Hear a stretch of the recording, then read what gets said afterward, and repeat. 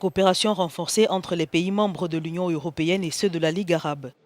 Les dirigeants des deux organisations se sont retrouvés dimanche à Sharm el-Sheikh dans l'est de l'Égypte pour un premier sommet dit stratégique. La rencontre de 2 jours est considérée par les deux parties comme un moyen de protéger leurs intérêts diplomatiques, économiques et de sécurité traditionnels aujourd'hui affaiblis par les divisions internes et les problèmes régionaux, notamment le meurtre du journaliste saoudien Jamal Khashoggi, la crise du Golfe, les guerres régionales et le Brexit. Le sommet intervient à un moment où les États-Unis se désengagent de la région, contrairement à la Russie et à la Chine. Le dossier des migrations au cœur des relations entre les deux blocs a également été abordé par Donald Tusk qui a appelé à une collaboration étroite.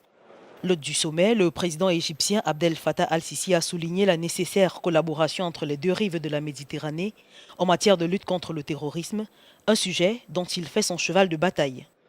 Au deuxième et dernier jour du sommet lundi, l'accent a été particulièrement mis sur les dossiers régionaux dont le Yémen, la Libye, la Syrie ou le processus de paix israélo-palestinien.